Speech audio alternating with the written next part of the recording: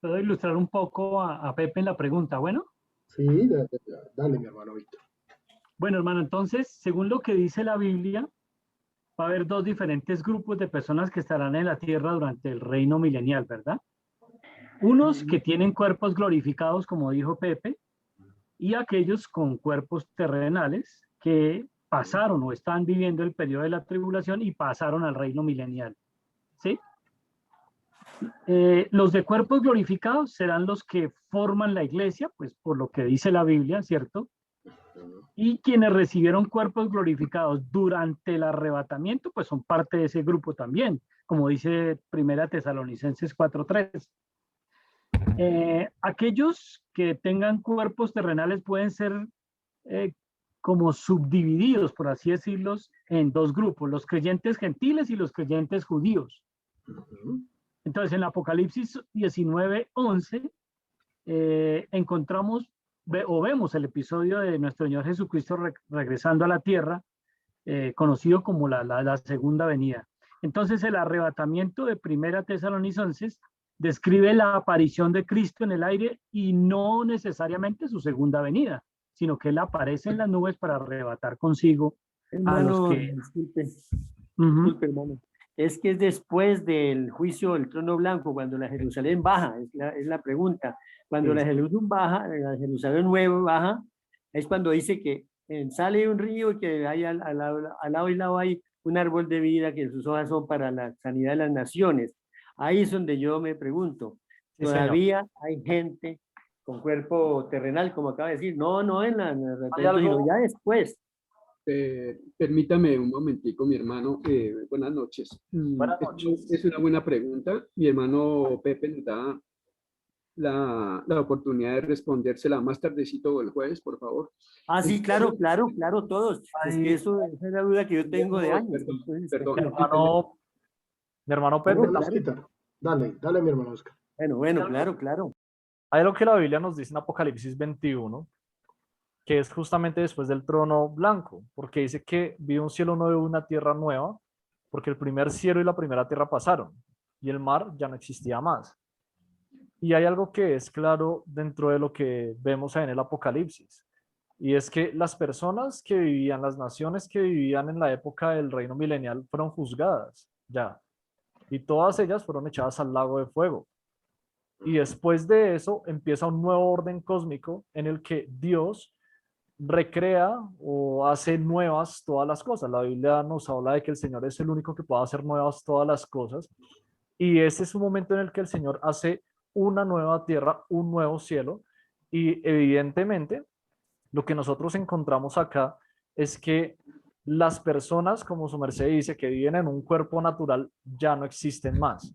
¿A qué se refiere a todas esas naciones que pues nosotros vemos que es para la sanidad de las naciones? Bueno, se puede aludir a lo siguiente, y es que las personas que el Señor ha salvado para que reinen eternamente con Él y puedan vivir eternamente con Él, no son personas de una sola nación, sino que son personas de todas las naciones, ¿cierto? La Biblia nos menciona que el Señor ha salvado a gente de toda lengua, pueblo, tribu y nación, ¿cierto? Entonces, cuando dice que las hojas de ese árbol es para la sanidad de las naciones, muy probablemente se nos esté refiriendo a todas esas personas que han sido redimidas por el Señor, que son de todas esas naciones.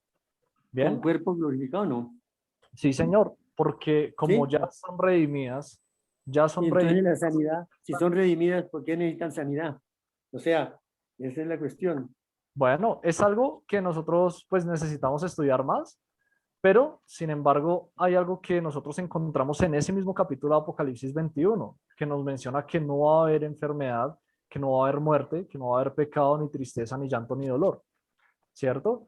Entonces, en ese orden de ideas, pues empezamos partiendo de esa base, que ya estaremos en un lugar donde no existen esas cosas.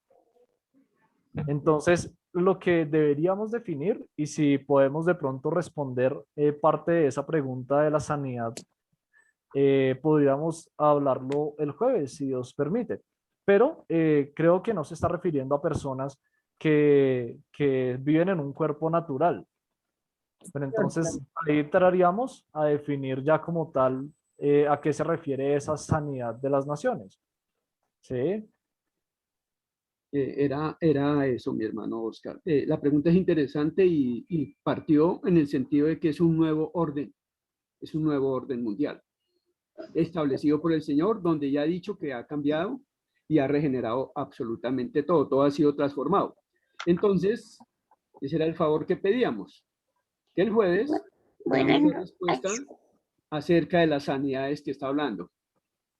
Sí, señor. Listo, mi Muchas gracias. hermano Raúl, muchas gracias. Mi hermana Doris Alfonso tenía una pregunta. Buenas noches, Sí, hermano, buenas noches. Mi La hermana, siguiente, ok, el hermano Víctor, o sea, yo en esa enseñanza sobre los 144,000, que sí, son el último grupo de creyentes en Jesucristo que habitará la tierra y que pertenecen tanto a la casa de Judá como a la casa de Israel, que son cristianos. Ellos tienen una misión de dar un testimonio del Hijo de Dios para que la gente se convierta. El hermano, creo que ese día dijo que no se iban a convertir ninguno. Y yo la verdad, pues tengo esa duda porque creo que es cuando más se van a convertir, más que en cualquier otro momento. Entonces no sé por qué, necesito que me aclaren ese pedacito. Gracias, mis hermanos.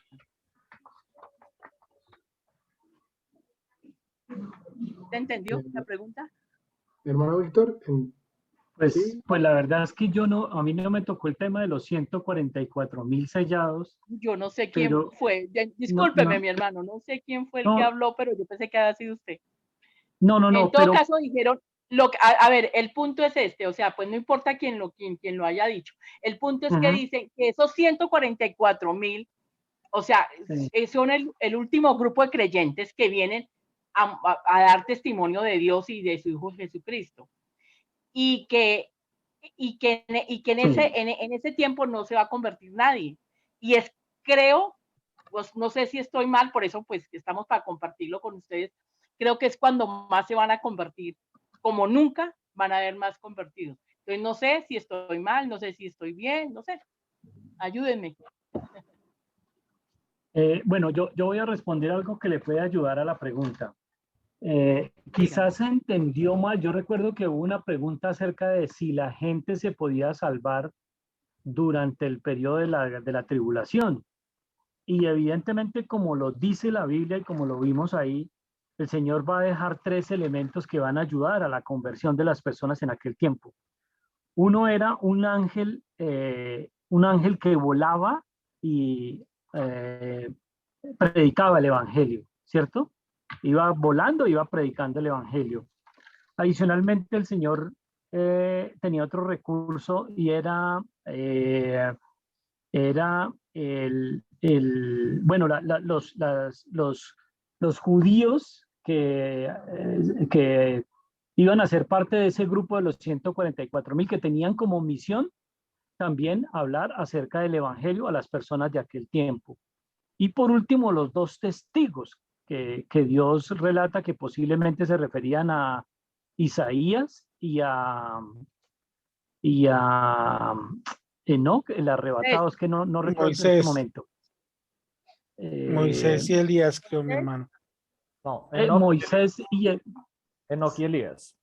Enoc y Elías, exacto. Enoc Ah, que fue traspuesto, que no vio muerte, Sí, ¿cierto? señor. Y Elías, esos tal vez eran los dos testigos que menciona la Biblia y que también iban a hacer el trabajo de predicar el Evangelio. Entonces, quizá la pregunta se confundió en el sentido de que si las personas cuando estaban viendo semejante destrucción, semejante tribulación, se iban a arrepentir, pues lo que vimos es que no, porque ellos iban a endurecerse más.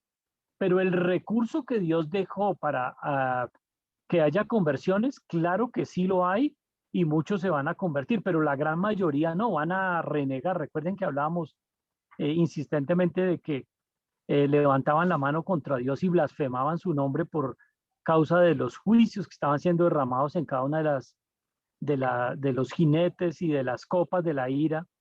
Pero claro que el Señor dejó esos tres elementos para que la gente se convierta en aquel tiempo y evidentemente van a haber convertidos según lo que dice la Biblia. No muchos, pero sí los van a ver. No sé ok, si mi eso hermano. respondió la pregunta. No, No, yo hablo más que todo de los 144, hermano. O sea, ese grupo de creyentes tenían la misión de convertir a las personas o sea, tienen como que la misión de convertir a la persona en ese tiempo, y creo que se van a convertir muchos. O sea, lo que yo, mi confusión es esa. Creo que ese grupo va a convencer a mucha gente para que se convierta. Entonces, no sé si es verdad, no sé si es mentira. ¿Me permite un momentico, mi hermano? Claro, mi hermano Raúl, dale. 144.000, y creo que va a ser un tema que se va a desarrollar más adelante. Recordemos que no son gentiles, son 12.000 de cada tribu de Israel, o sea que son israelitas. Israelitas y de la tribu de Judá, hermano. Israelitas, sí. La tribu de Judá es una de las 12 tribus. Entonces, 12.000 de cada uno nos da 144.000. Y lo que está diciendo el hermano Víctor es eso. Uno de los testigos que para evangelizar el mundo son los 144.000. También va a estar el mensaje de los dos testigos y el mensaje del ángel. Y mi hermana, sí va a haber salvación. Sí va a haber salvación. Pero común y corriente o como nunca. Esa es mi pregunta. ¿Van a haber muchos convertidos o todavía la gente? Yo sé que en ese tiempo la gente va a estar dura, yo sé que muchos se van a perder, pero quiero saber si sí va, o sea, si va a impactar eso o no. Va a haber salvación, no tenemos la capacidad de saber qué número, pero sí va a haber salvación. El hermano Víctor decía algo importante. Aún viendo lo que está pasando, el corazón del hombre se endurece todavía más. Uno creería que por lo que está pasando, todo el mundo se va a convertir, claro, y clamara, y no, démonos cuenta que en un pasaje habla de cómo ellos, en lugar de invocar a Dios, le hablan esa a la naturaleza para que más bien los desaparezca. No invocan el nombre de Dios, sino invocan el nombre de la naturaleza cuando dicen que las montañas vengan sobre ellos, en lugar de clamarle a Dios para que detenga los juicios, más bien acuden a la naturaleza. Ese es el corazón perverso del hombre. Ni aún en ese momento va a haber una salvación total, mi hermana. Sí van a haber salvos. Hay algo... Sí van a haber salvos. Ok. Sí, bueno, sí va a haber salvación. Gracias. También, hermana, cuando nos remitimos a Apocalipsis en el capítulo 7, que nos habla de ese tema, seguido a eso también nos habla pues acerca de la multitud vestida de ropas blancas. Y dice que Juan miró el versículo 9 del capítulo 7 y había una gran multitud, la cual nadie podía contar, de todas naciones, tribus, pueblos y lenguas que estaban delante del trono. Más adelante, en el versículo 13, entonces uno de los ancianos habló diciéndome: estos que están vestidos de ropas blancas, ¿quiénes son? ¿Y de dónde han venido? Yo le dije: Señor, tú lo sabes. Y él me dijo: estos son los que han salido de la gran tribulación y han lavado sus ropas y han emblanquecido y las han emblanquecido en la sangre del Cordero. Entonces, pues sí, algo que nosotros vemos acá es que muchos sí serán salvos de la gran tribulación, puesto que la Biblia nos da el testimonio de que muchos de esos vestidos de ropas blancas que no se pueden contar salieron de allí, ¿cierto? Entonces, evidentemente, aunque sí son muchos, como bien mencionaba el hermano Raúl y como también lo veíamos al transcurso del libro de Apocalipsis, las personas van a estar endurecidas y la mayoría de las personas no van a aceptar el mensaje, pero según el testimonio de la Biblia, muchos también serán salvos de la gran tribulación. Gracias, hermano Oscar. Lo entiendo más así. Va mi hermana Inés y mi hermanita Inés. ¿Quién más? Mi hermana Rosa Adi. Regálame un segundo. Mi hermana Inésita, sigues con la pregunta. Mi hermana Inés. Buenas noches, hermanos. Mi hermanita. Buenas noches, hermanita. Buenas noches. Pues lo que pasa, yo también estaba con la misma inquietud del hermano Pedro, ¿no? Pero entonces también ahí dice que el Señor, como explicaron ahí, el Señor hizo cosas nuevas, todo nuevo, ¿no es cierto? La tierra nueva, el cielo nuevo Y todo, por ejemplo, los salvados estaremos allá en la ciudad, ¿no? Y según ahí que la tierra estaba flotando, que es la la ciudad, que es la lumbrera de nuestro Señor Jesucristo, que alumbrará la nueva tierra, ¿no? Entonces, en esa nueva tierra, también yo tenía la inquietud de que si serían nuevos seres los que va a hacer el Señor. Pues yo no sé, porque ahí yo ahí pues en realidad ahí no explica si el Señor va a crear ahí nuevas personas o no. Esa era mi inquietud.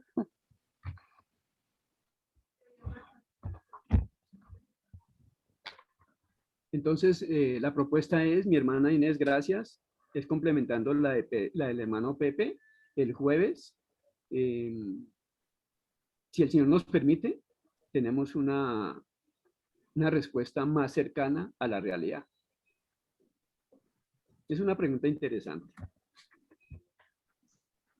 Sí, evidentemente es una pregunta que requiere un poquitico más de profundidad en la revisión del texto, entonces sí vale la pena mirarla como para no contestar a la ligera. Sí, listos. Entonces vamos a preparar. Mi hermana Inés, téngala allí, por favor, si me puede ayudar a escribirla porque tenemos problemas de la transmisión. Entonces, si me la puedes regalar ahí por el chat, te lo agradecería un montón. Mi hermana, ok. Listo, ya la tengo. Entonces, mi hermana Rosadi. Buenas noches, hermanos.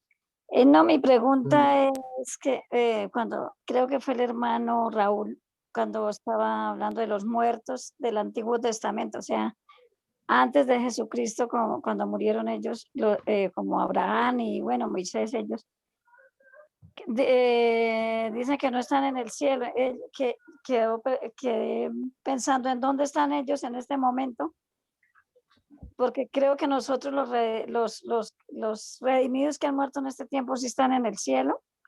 No, pero, hermana. Están en el seno, en el paraíso o sena de Abraham. Jesucristo lo dijo. Sí, ya había oído algo sobre eso. Pero no me quedó claro ese día, pero en el seno de Abraham, ¿qué es? O sea, ¿qué sitio, qué lugar? El paraíso, mi hermana Rosa. Sí, mi hermana, si le parece ya en un momentico, respondemos esa pregunta porque nos hicieron también una pregunta muy similar. Sí, señor. Entonces, sí. Listo. Entonces, esta pregunta la vamos a contestar en un momento, mi hermana. Gracias por preguntar, pero ya ahorita les vamos a contestar. No sé si alguna otra pregunta o nos vamos con las que ya tenemos ya listas acá. Johncito, en el chat había una pregunta. ¿Que me la enviaste? Sí, ya la tengo, pero es para el jueves. Pues bueno, no sé si la quieres hacer y si de pronto... Ok, listo. Entonces, vente la leemos. Okay. Espérame un segundo. Espérame un segundo.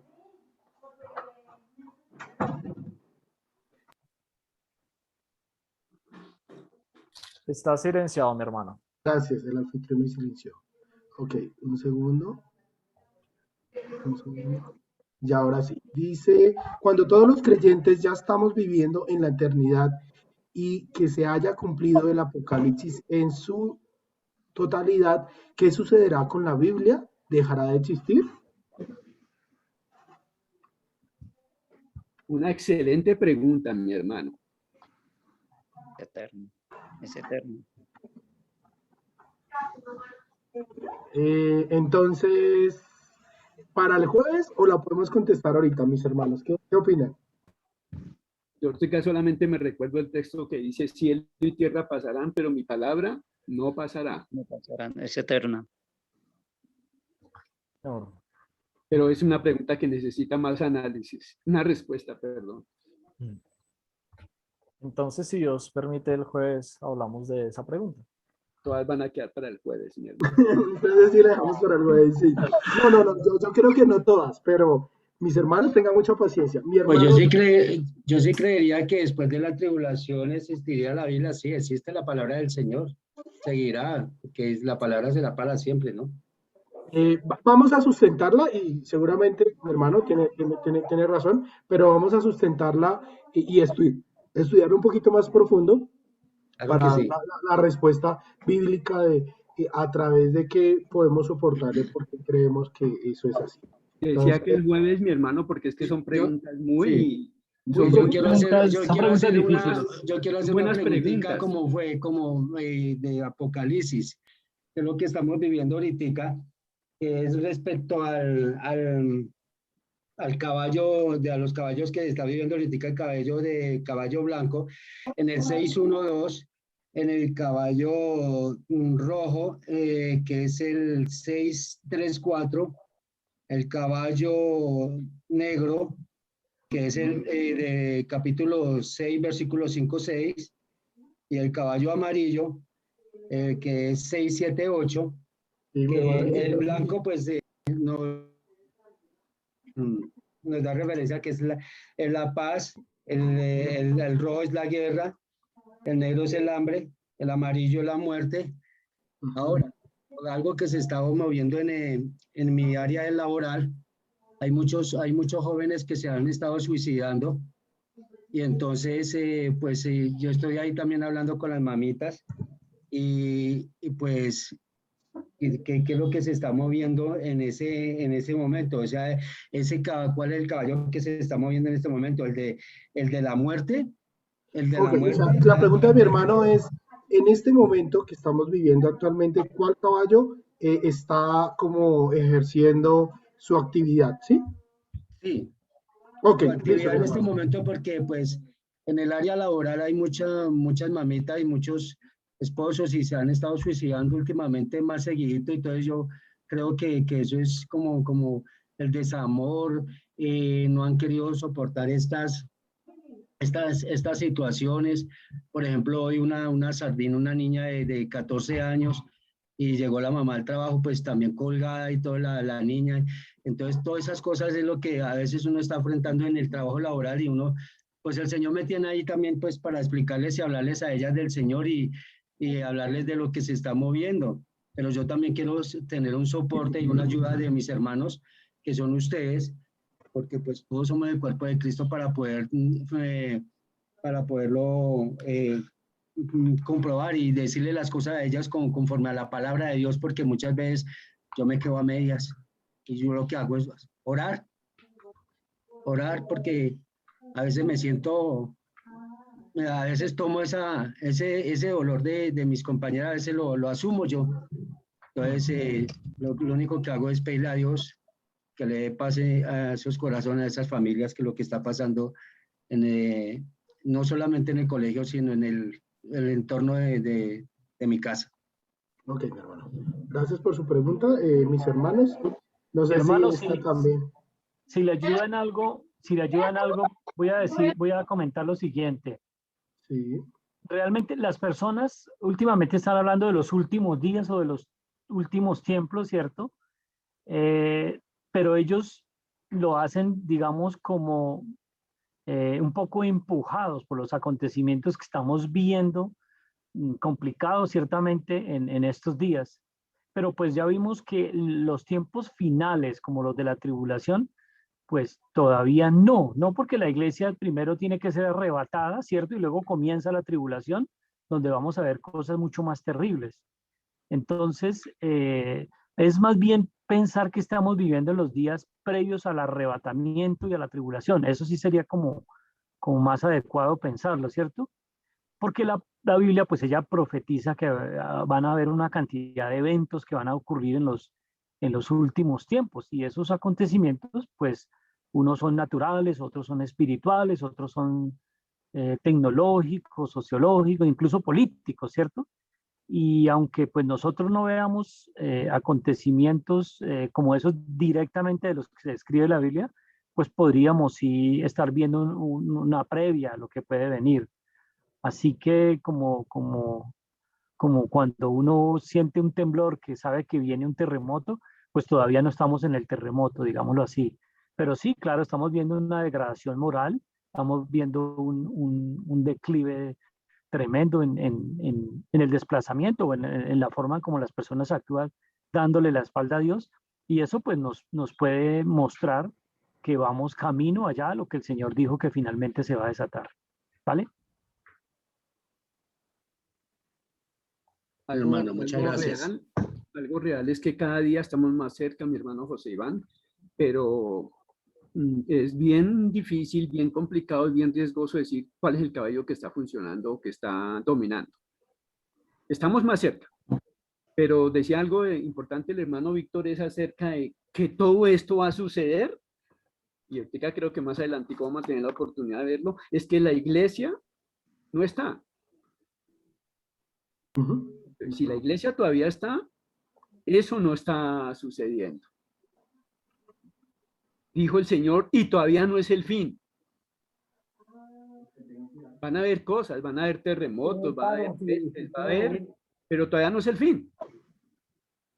Pero sí estamos cerca. Siempre recordemos que la venida del Señor es inminente, es en cualquier momento.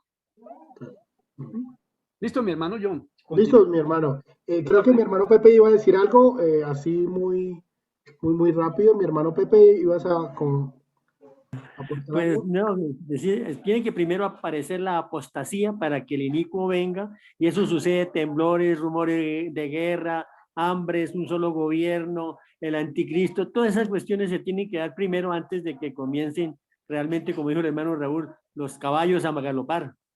Ok, listo, mi hermano. Muchas gracias. Lo dice la Biblia que es después. Perfecto. Gracias. Mi hermano Gerson había levantado la mano en la última intervención y ya vamos a las preguntas que ya tenemos. Sí, buenas noches. Buenas noches, mi hermano. Tengo una pregunta que es sobre el sitio de Armagedón, sí, el sitio. Sí. Es en el valle de Megiddo, sí. Es en ese sitio allá en Israel, ¿cierto? Pero ¿Sí? ¿cuál es la pregunta específica? Si el sitio es el Armagedón es en Israel. La pregunta específica es que si todas las naciones del mundo van a estar ahí o algunas. Mi hermano, cuando estuvimos explicando acerca de el Valle de Megiddo y el Armagedón, nosotros estuvimos viendo allí en Apocalipsis 19, que nos hablaba acerca de que pues iban a haber dos cenas, ¿sí? Una era la cena de las bodas del Cordero y la otra era la gran cena de Dios, en la que las aves de los cielos iban a comer las carnes de los reyes, de los capitanes, de los grandes y poderosos, libres y esclavos, pequeños y grandes, nos dice la Biblia allí en Apocalipsis 19, 18. Ahora, estuvimos viendo que geográficamente Israel va a cambiar. ¿Por qué razón? Porque cuando el Señor venga y pise el monte de los olivos, estuvimos leyendo ahí en Zacarías 14:4, si mal no recuerdo, el monte de los olivos se va a abrir de oriente a occidente. Entonces se va a abrir un gran valle donde van a haber espacio, por así decirlo, donde van a caber todos esos reyes y poderosos. No van a estar todas las naciones reunidas en ese sitio, porque es imposible que todas las naciones, todas las millones de personas que viven hoy en día estén en ese sitio. Pero sí van a estar los reyes y los poderosos, por así decirlo, representantes de esas naciones, a quien el anticristo va a llamarles para pues poder estar peleando en contra del Cordero cuando él venga montado en su caballo blanco, ¿cierto? Entonces no van a estar todas las naciones, pero van a estar los representantes de esas naciones que tienen el poder y la misión de pelear en contra del Cordero. Sí, me refería a eso porque, por ejemplo, América está muy lejos hacia Israel. Listo, mi hermano, muchas gracias. Yo creo que quedó contestada la pregunta y vamos listos a nuestro cuestionario ya de las preguntas que tenemos y que los hermanos nos van a ayudar, de las que recibimos. La primera pregunta que nos dice, ¿por qué el libro de Apocalipsis tiene varias interpretaciones? En este caso, mi hermano Raúl los va a ayudar con esta respuesta. ¿Me la repite mi hermano, por favor? Me cogió distraído. Claro que sí, mi hermano Raúl. Dice, ¿por qué el libro de Apocalipsis tiene varias interpretaciones? ¿Sí me escuchó, mi hermano? Listo. ¿Por qué varias interpretaciones? Sí, señor. ¿Por qué?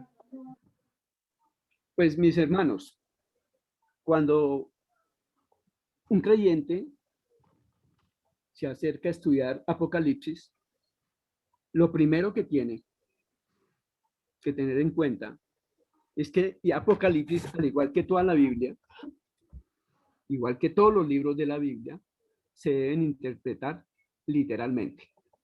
Eso es la parte importante. Y ahorita vamos a mirar cómo hay otro tipo de interpretaciones y por eso es que al fin y al cabo salen otro tipo de aseveraciones que no tienen que ver con lo que realmente quiere decir la Biblia. Entonces, por regla general, como estudiantes debemos acercarnos a la Biblia y a Apocalipsis, a cualquier libro, con la interpretación literal. Hasta que el mismo texto, estamos hablando que es literal, no diga lo contrario. Es aquel en el que cada palabra que está escrita es el mismo significado básico o exacto en que se le daría su uso normal. Hasta que la Biblia no nos diga que es un símbolo, lo debemos tomar en forma literal. Nosotros vimos en Apocalipsis cómo el apóstol Juan utilizó muchos símbolos o utiliza muchos símbolos y utiliza mucho la palabra como. Cuando está hablando de cómo es que nos está diciendo que eso no es literal. El ejemplo del mar. Estaba sentada como en agua, ¿cierto? Como. Y ese método de interpretación literal es el que nos va a ayudar mucho para poder interpretar Apocalipsis y cualquier libro como es la palabra, como lo dice la palabra. Y con ese método literal nosotros podemos comparar con la escritura, cualquier texto de la escritura lo podemos comparar con la misma escritura cuando estamos utilizando el método literal. ¿Cuál es el problema cuando sucede eso, cuando se llega a Apocalipsis? Y no es de extrañar que hay muchas interpretaciones de lo que es Apocalipsis. Y solamente nos vamos a detener en 4, que también cuando íbamos comenzando este estudio, las abordamos no con tanta profundidad, porque con el solo nombre nos dice, primero, un tipo de interpretación de Apocalipsis es pensar que es pura ficción. Y hay muchas personas que se acercan a estudiar el libro de Apocalipsis, que eso es ficción. Y este es el punto de vista de los agnósticos. Todo agnóstico que se acerca a estudiar la Biblia, ellos creen que es pura ficción. Entonces van a dar un poco de interpretaciones, pues, ficticias. Pero también hay otro tipo de interpretación que es un poquito peligrosa cuando es alegórica o espiritual. O sea, como todo Apocalipsis es símbolos, no aceptan ellos que haya ningún hecho histórico. Todo es alegórico, todo es simbólico, nada es histórico. Y esto quiere decir que ninguna, según ellos, según esa interpretación, ninguna parte del libro debe tomarse literalmente. Todo debe ser alegórico. Y eso es bien problemático. O sea que simplemente es un símbolo de la lucha entre el bien y el mal. A lo largo de todas las edades. Esa es la simbología que utiliza. Esa es la parte alegórica. Y este es el punto de vista con el que se acercan muchos teólogos liberales, utilizando ese método de interpretación alegórica o espiritual. Pero también un tercer elemento o una tercera forma, en que se acercan a estudiar Apocalipsis es con una interpretación historicista. O sea, van a tener en cuenta la historia. Y se puede dividir en 2 partes, la pasada y la presente. ¿Cuál es la pasada? Que los acontecimientos de Apocalipsis, todos los que están ahí relatados, solamente se tienen que entender a la luz del primer siglo. Ahí se dio todo. Primer siglo, primeros 100 años, ahí ya se cumplió todo lo que dice Apocalipsis. El contexto que rodea Apocalipsis, todo el libro de Apocalipsis, para ellos es el primer siglo, los primeros 100 años. Entonces ahí son los que dicen que, pongámosle los eventos que se dan, que se confirman a través de Apocalipsis, la persecución por parte de Nerón y por parte de Domiciano, la destrucción de Jerusalén, todo eso estaba escrito en Apocalipsis, según la interpretación de ellos. O sea, que solamente, volvemos a repetir, esta historia ya es pasada, ya se cumplió. Y nos damos cuenta cómo pierde vigencia y contexto, no solamente en los tiempos, sino en las culturas, cuando lo damos de esa forma, una forma sesgada. Por eso ellos hablan que los capítulos del 5 al 11 registran la victoria de la iglesia sobre el judaísmo. Esa es la interpretación que ellos dan. Los capítulos del 5 al 11 van a registrar la victoria de la iglesia sobre el judaísmo. Los capítulos 12 al 19, la victoria sobre la Roma pagana. Que eso se da en el primer siglo. Y los capítulos 20 al 22 es la gloria a causa de esas victorias. Entonces ya dejamos de lado ese punto de vista historicista que es pasado. Miremos el historicista que continúa. Tiene que ver con esa interpretación que se mantiene en Apocalipsis, y hay una historia de la iglesia, desde los días de Juan hasta el final de esta era. Entonces es algo que va paralelo a eso que está relatado en Apocalipsis. Ellos afirman que este libro ha estado en proceso de cumplirse a lo largo de toda la era cristiana. O sea, se va cumpliendo, lentamente se va cumpliendo.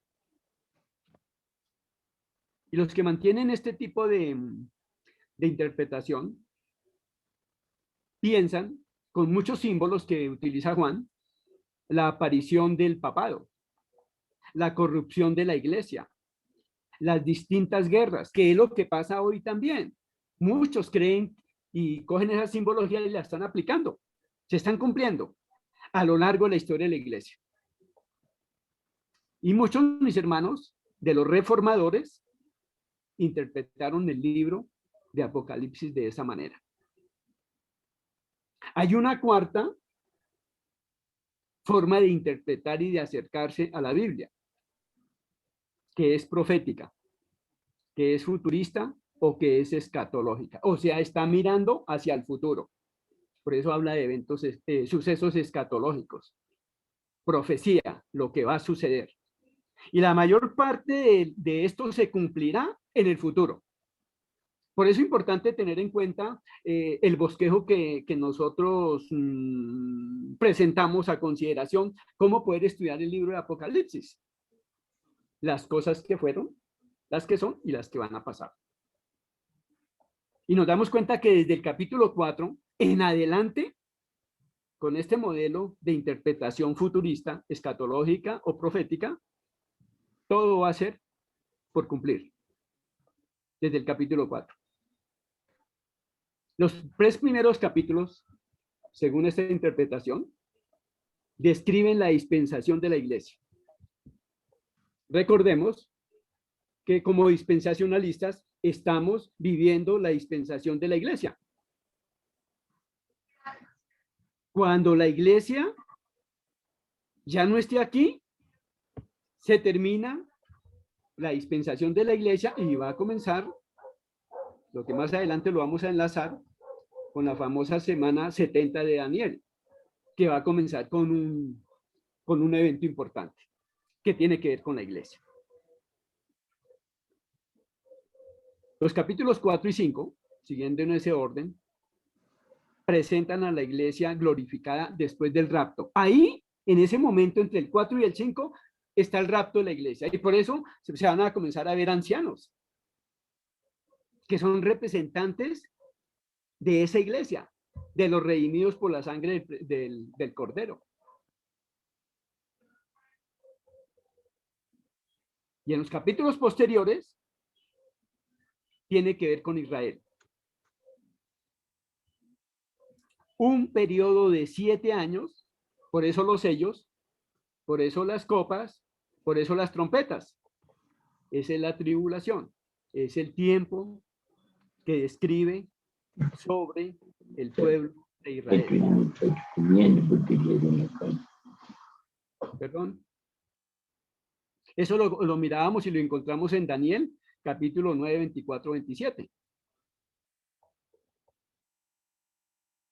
Entonces, mis hermanos, para poder acercarnos, para poder estudiar, como se debe estudiar Apocalipsis, debemos atacarlo, estudiarlo con un método de interpretación literal. Y dentro de ese método de interpretación literal, es una cuestión que tiene que ser futurista, escatológica o profética. Eventos que van a suceder. Entonces, cuando nos damos cuenta que comienzan a hacer interpretaciones es porque están utilizando o la alegórica o una historicista pasada o una historicista que continúa. Nosotros, mis hermanos, como iglesia, hablamos y estudiamos y predicamos la palabra con este enfoque. Apocalipsis se entiende desde que es profética, escatológica o futurista. Por eso se dan muchas interpretaciones. Listo, mi hermano. No sé si con eso hay alguna pregunta de los oyentes o de mis hermanos si me quieren ampliar más el concepto. Creo que no, mi hermano Raúl, quedó claro. Y hay una que lo mencionó mi hermano y que es importante aclararle a la iglesia para que todos estemos, sepamos qué contestar. Y cuando nos pregunten por qué la iglesia va a estar o no en la gran tribulación, por qué sí y por qué no. Mi hermano Raúl dijo algo importante allí. Por favor, ¿nos podría ayudar a aclarar? ¿La iglesia va a estar allí en la gran tribulación? ¿Por qué sí y por qué no? Listo, mi hermano, gracias. Entonces, nos acercamos con una interpretación literal. Pero también tenemos que tener un punto de vista definido acerca de lo del milenio y acerca de la tribulación. También mirábamos cuando iniciamos este estudio, y no hay problema de volverlo a repasar, que también hay posesiones diferentes. Si hablamos primeramente de la tribulación, hay una posición que se llama post-tribulacional. ¿Qué quiere decir eso? Que después de la tribulación va a suceder el rapto de la iglesia. O sea que la iglesia va a pasar por la tribulación. Ese es un punto de vista. Ese es un punto de vista post-tribulacional. La iglesia va a pasar por el tiempo de la tribulación, o sea que va a ser raptada o arrebatada al final de la tribulación. También uno que dice que se llama mid-tribulacional, o sea, en la mitad. Recordemos que la semana 70 de Daniel está dividida en 2 tiempos. 3 años y medio y 3 años y medio. Si mi hermano Oscar, que maneja más los números, me recuerda cuál es la otra división que hay con meses y con días. Por favor. 1400. Creo que son 1260 días. Permítame un momento, hermano. Sí. Sí, menciona los días 1200 que divididos en el tiempo bíblico, pues da los... 3 años y medio. Entonces dicen los que son partidarios de este acercamiento acerca del rapto, que es mito, o sea, cuando se cumplen los 3.5 años, ahí la iglesia es raptada, o sea, pasa por la mitad del rapto, de la tribulación, perdón.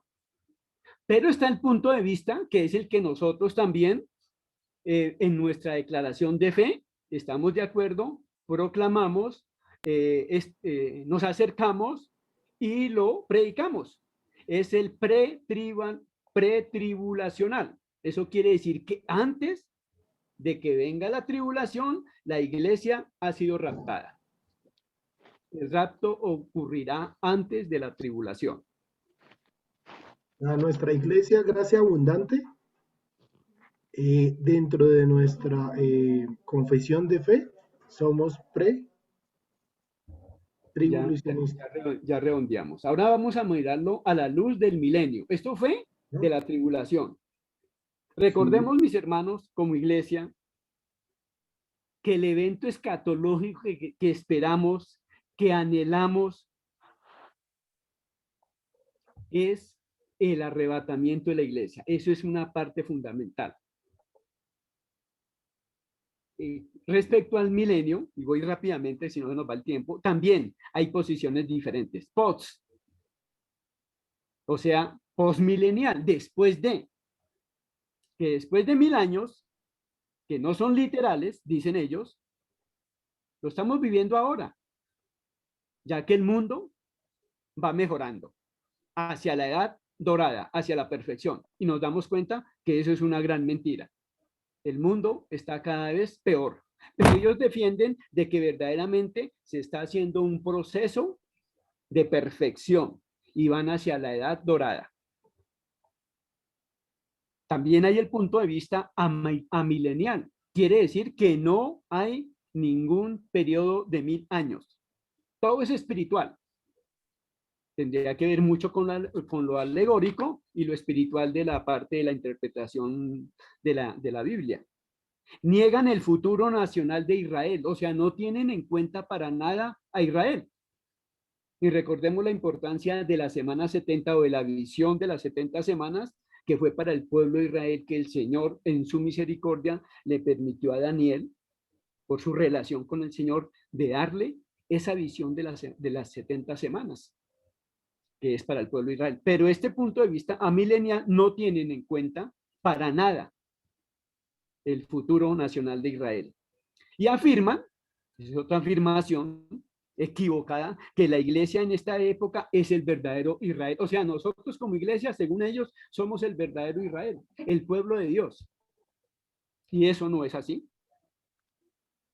Tampoco dicen que puede haber una aplicación futura, porque hay muchas que ya se han cumplido. Igual que respecto al rapto, hay un premilenial. Cristo va a establecer un reino milenial, mis hermanos, literal, terrenal, con su iglesia que ha sido raptada. Entonces, como iglesia, Gracia Abundante, Iglesia Bautista, nosotros somos doble premilenial y pretribulacional. Que eso nos quede claro, mis hermanos. Claro, eso lo tenemos visto desde la Biblia, porque hay muchos versículos acerca del arrebatamiento. Solamente recuerdo algunos. Primera de Tesalonicenses 4, versículos 15 y 17. Juan capítulo 14, versículos 1 al 3. Primera a los Corintios 15, 51, 52. Acerca del arrebatamiento.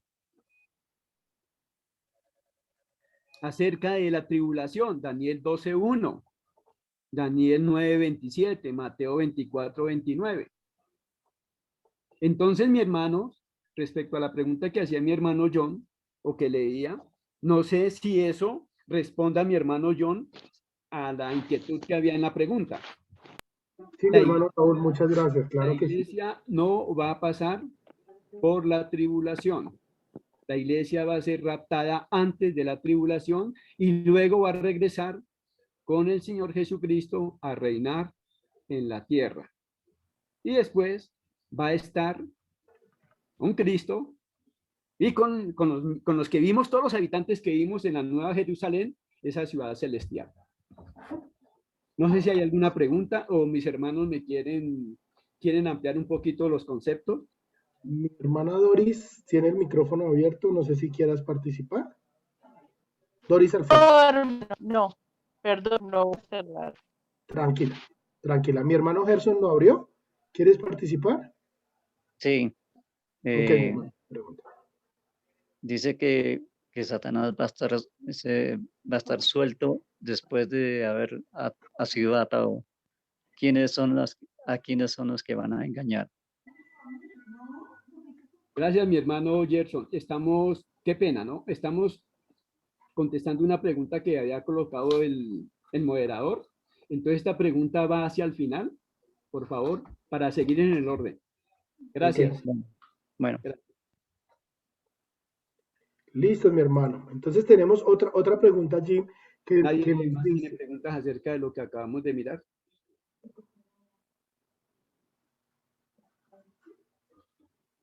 Listo. Listos, continuamos. Entonces, la siguiente pregunta de un hermano nos dice, ¿cómo será el juicio de Dios para aquellos que no conocieron de Jesús su palabra o vivieron por la ley? En esta pregunta nos va a ayudar mi hermano Oscar a contestar esta pregunta. Bueno, mis hermanos, agradeciendo al Señor primeramente porque pudimos nosotros conocer al Señor Jesucristo. Y es algo que, pues bueno, nos libra de la ira del Señor. Hay algo que la Biblia nos menciona, primeramente en Romanos 1, versículo 18, que nos habla acerca de que la ira de Dios se revela desde el cielo contra toda impiedad e injusticia de los hombres que tienen con injusticia la verdad. Porque lo que de Dios se conoce les es manifiesto, pues Dios se lo manifestó. Porque las cosas invisibles de Él, su eterno poder y deidad, se hacen claramente visibles desde la creación del mundo, siendo entendidas por medio de las cosas hechas, de modo que no tienen excusa. Y acá nos estaban hablando acerca de aquellos que no conocen de Jesús o que vivieron en la ley o por la ley, en esta pregunta. Entonces, hay algo importante y es, ¿qué es lo que pasará con aquellos que tienen la ley, pero no conocieron a Jesús? ¿Y qué pasa con aquellos que no conocieron nunca de la ley o de Jesús? Entonces, encontramos esos dos panoramas. Aquellos que sí tuvieron la ley, pero no creyeron en el Evangelio o no creyeron en Jesucristo o nunca conocieron al Señor Jesucristo, pero de pronto vivieron creyendo o esperando una promesa. Encontramos, por ejemplo, en este caso, a muchos santos del Antiguo Testamento, lo cual pues nosotros encontramos en Hebreos 11, que todos estos, aunque alcanzaron buen testimonio mediante la fe, no recibieron lo prometido, proveyendo Dios alguna cosa mejor para nosotros, para que no fuesen ellos perfeccionados aparte de nosotros. ¿Y qué quiere decir eso? Pues que creyentes del Antiguo Testamento, aunque estuvieron en la ley, ellos murieron creyendo en la promesa que había de venir, ¿cierto? De todas maneras, la Biblia nos habla de que esa salvación para ellos es por gracia, es por gracia por medio de la fe. Ellos creyeron en lo que había de venir de la misma manera en que nosotros creemos en quien vino para salvarnos. Entonces, estas personas, digamos que vivieron en la ley y creyeron en la promesa, no van a sufrir el juicio porque pues han sido salvos también por medio de la fe. Pero aquellos que sí estuvieron bajo la ley y no estuvieron, por así decirlo, creyendo como estos santos del Antiguo Testamento, pues ¿qué va a pasar? En Romanos 2 nos habla acerca de lo que pasa con aquellos que tienen la ley. Y, por ejemplo, nosotros podemos ver en el versículo 20, 21, perdón. Tú pues que enseñas a otro, ¿no te enseñas a ti mismo? Tú que predicas que no se ha de hurtar, hurtas. Tú que dices que no se ha de adulterar, adulteras. Tú que abominas los ídolos, cometes sacrilegio. Tú que te jactas de la ley con infracción de la ley deshonras a Dios. Y prácticamente lo que Pablo está escribiendo acá es, tú tienes la ley y no estás cumpliendo las cosas de la ley. Entonces, ¿eso qué trae como consecuencia? Bueno, Romanos 3:23 nos dice más adelante que trae muerte, porque la paga del pecado es muerte y el pecado es la infracción de esa ley. Ahora, ¿qué pasa con aquellos que nunca estuvieron cercanos a la ley, nunca estuvieron cercanos al pueblo de Dios o algo así? Bueno, antes en ese mismo capítulo de Romanos, versículo 12, porque todos los que sin ley han pecado, sin ley también perecerán. Y todos los que bajo la ley han pecado, por la ley serán juzgados. Porque no son los oidores de la ley los justos ante Dios, sino los hacedores de la ley serán justificados. Porque cuando los gentiles que no tienen ley hacen por naturaleza lo que es de la ley, estos, aunque no tengan ley, son ley para sí mismos, mostrando la obra de la ley escrita en sus corazones, dando testimonio su conciencia, acusándoles o defendiéndoles sus razonamientos. Entonces encontramos una verdad plasmada en el corazón del hombre. ¿Cuál es esa verdad? Aunque hayan personas que nunca fueron del pueblo de Dios, que nunca hubieron escuchado del Evangelio o de Cristo, sí hay algo que todo ser humano tiene, y es una ley escrita en el corazón. Esa ley escrita en el corazón, dice la Biblia, es la que va a juzgarles a ellos, ¿cierto? Entonces la Biblia nos dice que les va a acusar o les va a defender sus razonamientos, porque lo que está dando testimonio es su conciencia. Y esto nos habla de una naturaleza que también pues nos habla acerca de un creador, y es que todo el ser humano tiene cierto sentido de moralidad. ¿Por qué el niño sabe que mentir es malo? A pesar de que nunca haya leído toda la ley y que haya leído que mentir es malo.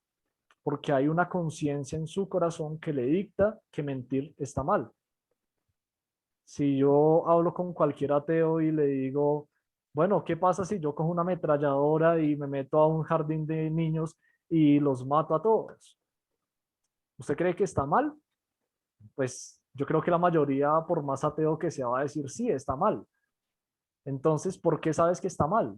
Porque hay una conciencia moral en esa persona que va a hacer que pueda saber si eso está bien o está mal, ¿cierto? Entonces, el juicio para ellos tendría que ver de acuerdo a su conciencia y la ley escrita en sus corazones. Entonces, pues encontramos acá que hay algunos, bueno, realmente todos los creados, no tenemos ninguna excusa delante de Dios, porque hay una ley moral en el corazón con la cual Dios juzgará a aquellos que nunca conocieron la ley y aquellos que sí conocieron la ley, pero nunca hicieron las cosas de la ley en desobediencia a Dios, de igual manera serán condenados por esa misma ley. Entonces, el juicio sería de la misma manera, ya sea por la ley escrita conocida o por la ley escrita en los corazones y acusándoles su conciencia. No sé si de pronto hay alguna duda. ¿Algún aporte adicional? Hermano, si me permite apuntar algo, perdón. Sí, señor. Esa teoría o la pregunta que hacen las personas acerca de si alguien que nunca ha escuchado el Evangelio pueda ser salvo, creo que la hacen es una pregunta capciosa y de doble intención, porque eso como valdría decir que una persona que no ha recibido nunca el Evangelio está de por sí con un afán de buscar de Dios, buscando la verdad y prácticamente como rogando que alguien venga a traerle el mensaje de salvación, ¿cierto? Pero eso no pasa. La Biblia dice en Romanos 3:11 que no hay quien entienda, no hay quien busque a Dios. Todos se desviaron y se hicieron inútiles. No hay quien haga lo bueno, no hay ni siquiera uno. Entonces, ese pasaje desbarata esa teoría porque la pregunta es capciosa de las personas que le dicen a uno, bueno, y si allá nunca fueron a nadie a predicar. Es como si dijeran que esas personas, mire, aquí estamos, necesitamos saber de ese Dios que ustedes predican, pero eso no es lo que pasa. Esa no es la realidad. La realidad es que la gente toda le dio la espalda a Dios. Y evidentemente la Biblia habla de una revelación general y de una revelación particular, pero en la revelación general queda implícito algunas cosas de las que nos explicó Oscar, en el cual Dios puso eternidad en el hombre y tiene una conciencia y tiene un espíritu que le dice que hay un creador y que él debe buscar de ese creador. Pero eso es lo que precisamente no pasa. Entonces Dios sí determinó los elementos, como dice Salmo 19, 1 al 4, donde le da el rescate al hombre para que sea salvo, ¿cierto? Aún sin conocer el evangelio. Y para rematar, para que me entiendan la idea, en Hechos capítulo 10 está la historia de Cornelio, hermanos. Cornelio, que la Biblia lo describe como un hombre piadoso y temeroso de Dios con toda su casa, ¿cierto? Que hacía limosnas al pueblo y oraba a Dios siempre. ¿Él se salvó por esa devoción a Dios? No, hermanos, usted lee el contexto, él no se salvó por eso. Dios envió un ángel a Cornelio con instrucciones para que él contactara a Pedro y Pedro le hiciera conocer el evangelio. Y Pedro fue y le presentó el evangelio a él y a su casa y ellos fueron salvos. Si se dan cuenta, entonces la verdadera salvación viene por escuchar el evangelio de Jesucristo. Pero no es que las personas estén proactivamente buscando de Dios para conocer el evangelio de Jesucristo. No es bien para satisfacer su apetito un poco, ¿cómo les digo yo? De comezón de oír, más bien de lo que quieren saber de Dios, pero ya tienen su idea preconcebida y quieren vivir su vida como si Dios no existiera. Gracias por dejarme intervenir en esa parte. Tengo una acotación, si me dejan, anexando a lo que mi hermano Orlando, dale. En la Biblia, en Romanos 1:20 dice el Señor, porque desde la creación del mundo, sus atributos invisibles, su eterno poder y divinidad, se han visto con toda claridad siendo entendidas por medio de lo creado, de manera que no tienen excusa.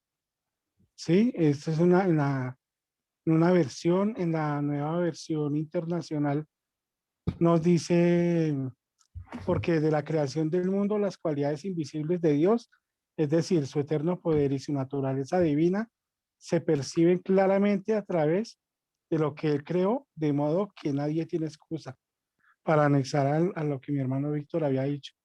O sea, para este tiempo ninguno tiene excusa de no conocer de Dios. Muchas gracias, mi hermano Orlando. No sé si... Para terminar, mi hermano, si me permite, mire que hay algo real. Uno puede ir a un sitio muy alejado, extremadamente alejado de la civilización. Pero esas personas que viven allá van a estar adorando algo que está arriba. En el hombre hay lo que decía el hermano, lo que dice la palabra, el Señor coloca eso en el corazón.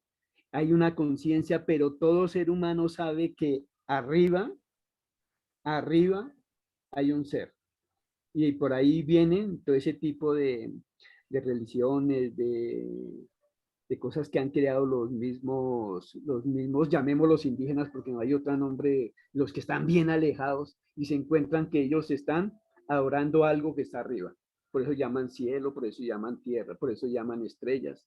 Pero hay algo en el ser humano, en todo ser humano, que no puede negar la existencia de Dios. Y con ese conocimiento sencillo, va a ser juzgado delante del Señor. Gracias, mi hermano. Muchas gracias, mi hermano. No sé si hay otra pregunta o continuamos con las que ya tenemos. Creo que podemos continuar. Sí, tengo otra pregunta. Mi hermano Gerson. Con respecto a lo que menciona ahorita el hermano Oscar, dice que porque la paga es pecado es muerte. Sobre ese tema de pecado de muerte, ahí no lo capté bien. Luego esa frase dice que Jesucristo pagó el precio del pecado o Sí, algo así. Pues diferente. Mi hermano, cuando nosotros vemos el testimonio de la Biblia y encontramos la naturaleza del hombre, la Biblia dice que, como estaba mencionando el hermano Víctor ahorita en Romanos 3, dice que no hay justo ni aun uno, ni hay quien entienda, ni hay quien busque a Dios. Romanos 3:23 dice, por cuanto todos pecaron y están destituidos de la gloria de Dios. Más adelante en el 6:23 dice, porque la paga del pecado es muerte, mas la dádiva de Dios es vida eterna en Cristo Jesús, Señor nuestro. Si nosotros en nuestra vida hemos pecado y Dios nos condena a todos, sería perfectamente justo, porque todos hemos ofendido a Dios de acuerdo a la ley que Él ha puesto en nuestra conciencia, ¿sí? De tal manera que si nosotros hoy en día no conociéramos del Evangelio ni nada y nos vamos al infierno, sería completamente justo, sería una justicia perfecta de Dios ejecutada en el hombre, ¿cierto? La Biblia nos describe en Efesios 2 que Él nos dio vida a nosotros cuando estábamos muertos en delitos y pecados. Estábamos en una condición de muerte donde vivíamos en el pecado, inmersos y destinados hacia la condenación, ¿cierto? De hecho, la Biblia nos dice al final del versículo 3 que éramos por naturaleza hijos de ira, lo mismo que los demás. Pero, ¿qué es lo que marcó la diferencia? Dios, que es rico en misericordia, por su gran amor con que nos amó, nos dio vida juntamente con Cristo. Y ahí es donde marca la diferencia el Evangelio. Porque si nosotros no tuviéramos esa obra de Cristo redentora, donde Él quita nuestros pecados por completo, estaríamos sin duda destinados a un juicio eterno y no podemos hacer absolutamente nada para evitarlo. Entonces, la paga del pecado siempre va a llevar hacia la muerte. Todas las personas, todos hemos pecado y todos los que creemos en Cristo, la muerte que pudo pagar ese pecado fue la muerte del Señor Jesucristo. Pero todos aquellos que no crean eso, pues la muerte que van a sufrir es la muerte segunda de la que nos habla allí Apocalipsis, que serán abiertos los libros y esas personas serán juzgadas por sus obras y por su incredulidad y serán echadas al lago de fuego, ¿cierto? Entonces, la paga del pecado será muerte. En los creyentes será la muerte del Señor Jesucristo, quien pagó por completo la deuda de nuestros pecados que hemos creído, y en los incrédulos será su propia muerte. La segunda muerte. La segunda muerte. Ya, listo. Súper. Gracias, Osquito. Recordemos, mi hermano Gerson, que en Génesis 3, en Génesis, cuando el Señor le dio solamente una prohibición al hombre, que si la desobedecía, la paga iba a ser muerte, y muerte de separación de Dios. Por eso en Romanos, que decía su merced, Romanos, que la paga del pecado es muerte. 6:23. 6:23, ¿cierto? La consecuencia de nuestro pecado es muerte, que es separación, ¿no? Tengamos claro que es separación. Espiritual. Separación espiritual, con la cual nacemos todos. Separación física, que es la segunda estilo de muerte, si lo podemos llamar, cuando de nuestro cuerpo se separa el alma y el espíritu y van a un lugar, que después lo vamos a analizar. Y luego es la muerte eterna, o sea, separado eternamente de Dios. A eso se refiere que la paga del pecado es muerte. Y ningún hombre tiene excusa. Sí, mi hermano. Listo, mi hermano Gerson, ¿está claro? Sí, claro, sí. Perfecto, mi hermano, súper, listo. Entonces seguimos, continuamos, tenemos otra pregunta que dice, ¿Apocalipsis es un libro cronológico? Si es así, ¿por qué habla en el capítulo 12 del nacimiento de Jesús si él ya había nacido, crecido, muerto y resucitado? Y otra segunda partecita de esa misma pregunta, el arrebatamiento se ve al final. ¿Se ve al final? Si quiere, ¿puedo responder esa pregunta, mi hermano? Claro que sí, mi hermano Víctor. Adelante. Bueno, yo estuve estudiando esa pregunta, es interesante, realmente muy interesante. En Apocalipsis, en el capítulo 12, Juan está viendo una visión, y la visión es la de una mujer, dice, vestida de sol, con la luna debajo de sus pies y sobre su cabeza una corona con 2 estrellas. Eso lo que nos está mostrando, o lo que está hablando es en un sentido espiritual, ¿cierto? ¿Sí? Y uno lo sabe porque hay una similitud entre esa descripción que él está haciendo y la descripción que uno encuentra más atrás en Génesis 37, 9 al 11, donde el episodio donde José le decía a su papá y a sus hermanos de 12 estrellas y se refería a las 12 tribus de Israel y cómo se inclinaban a él. Así que ese pasaje está hablando, en Apocalipsis está hablando específicamente del pueblo de Israel. Y hay una evidencia para esa interpretación, ¿cierto? Y está en Apocalipsis 2 al 5, porque habla de la mujer con un niño dando a luz.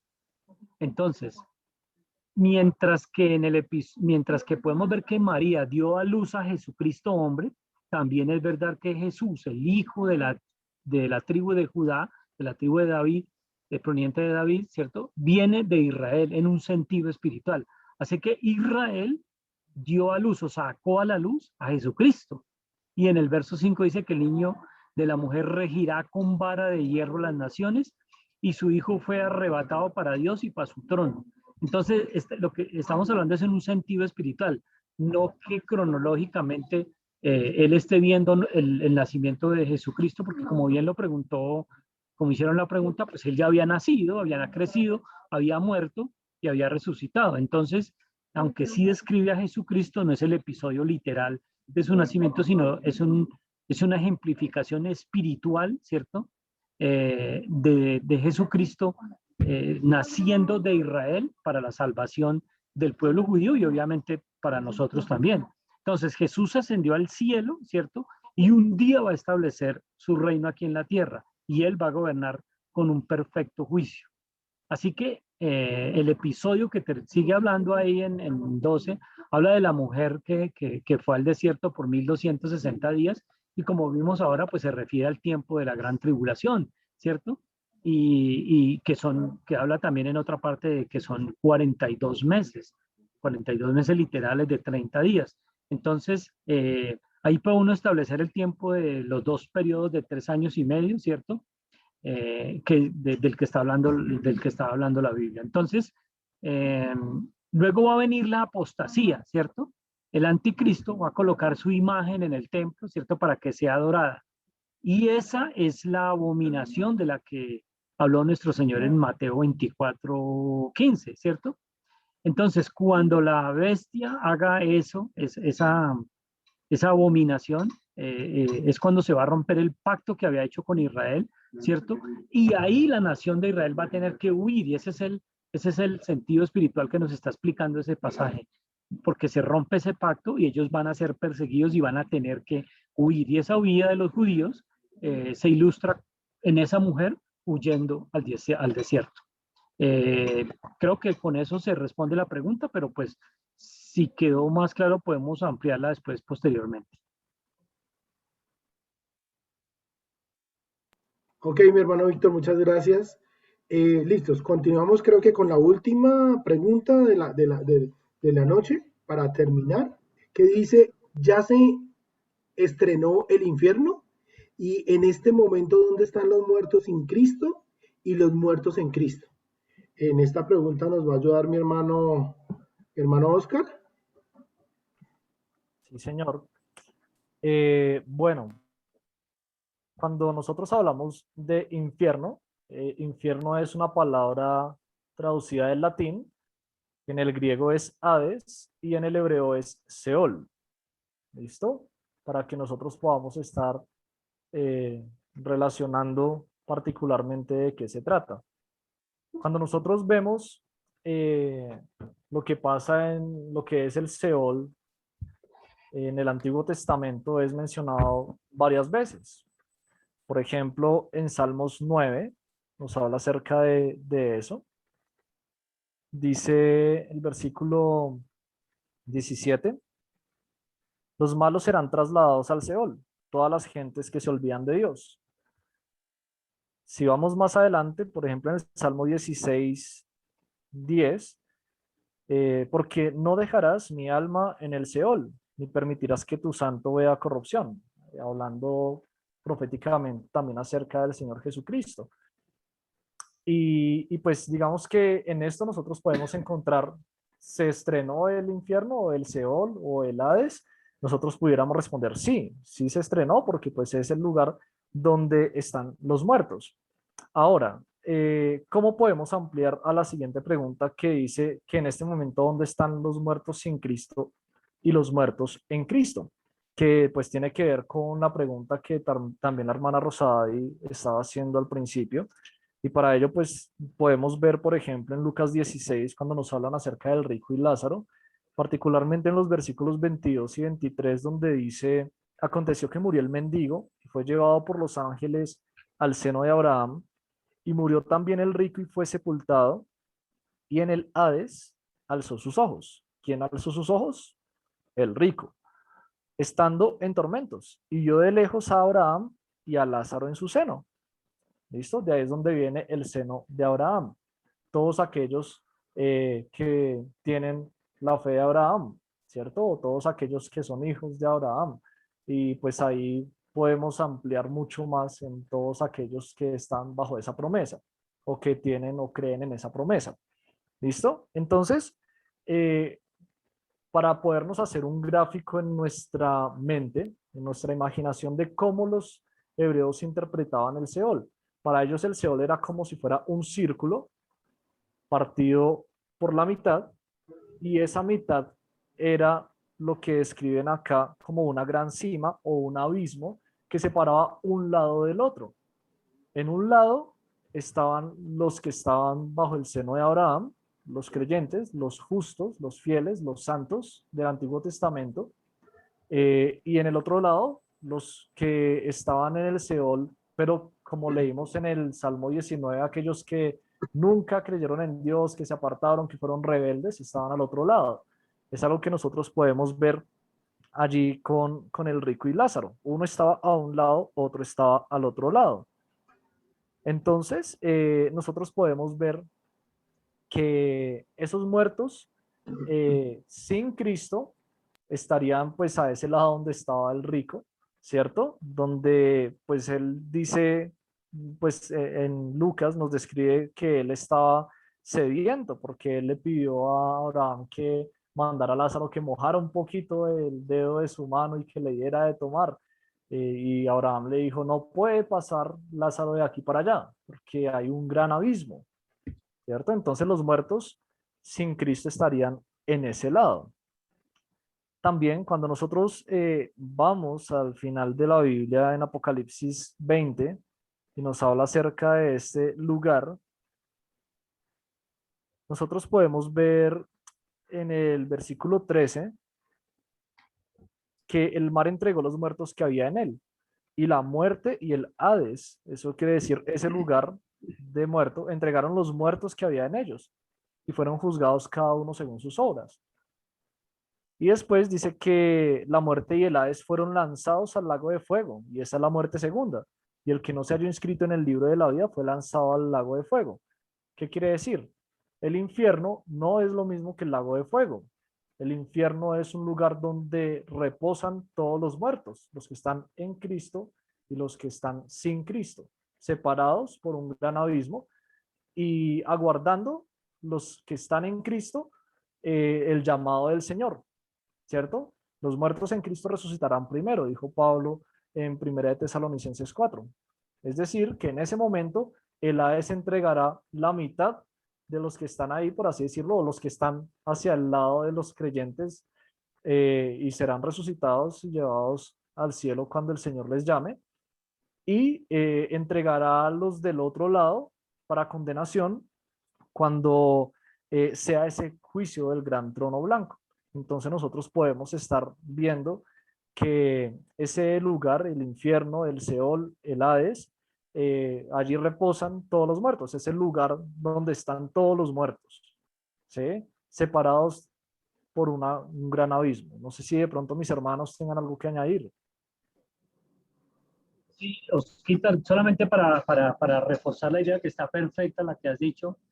El infierno se menciona como unas 167 veces en la Biblia, y lo llama a veces de una manera y otras veces de otras, y lo llama Gehenna, Hades, el hoyo, incluso el abismo también lo define así, ¿verdad? Y Jesús habló del cielo y del infierno en el pasaje que tú dices como lugares reales, evidentemente, ¿cierto?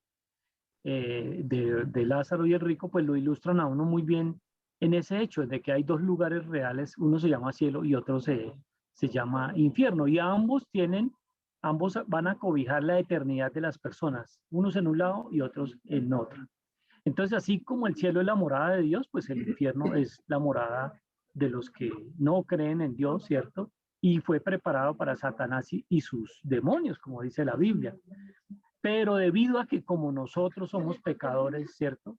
Nosotros ya estábamos condenados al infierno, nosotros realmente, ese era nuestro destino, pero Cristo pagó el rescate para que nosotros no fuéramos allá. Entonces, cuando uno lee al final ese pasaje de Lucas 8:31, si ustedes lo miran en sus Biblias, dice que los demonios le suplicaban a Jesús que no los mandara al abismo. Esos demonios ahí en Lucas 8:31, que sirve para ratificar el hecho de que evidentemente ese lugar existe y es donde van las almas y los demonios, pues que no confiaron en el Señor Jesucristo. Entonces, solamente para terminar, en Juan 3:3, la Biblia dice que el que no nazca de nuevo, pues no va a ir al reino de Dios, pero va a ir a otro lugar, y queda implícito que ese lugar es precisamente el infierno. Gracias, mis hermanos. Bueno, realmente esta noche ha sido de gran bendición. Hemos podido desarrollar diferentes preguntas. Mis hermanos, siguen preguntas. Tenemos varias preguntas y súper interesantes, y creo que hemos venido aprendiendo cosas y respuestas que nos sirven para nosotros como creyente, como iglesia, para seguir afirmando en qué nosotros estamos creyendo y cómo nuestra confesión de fe nos ayuda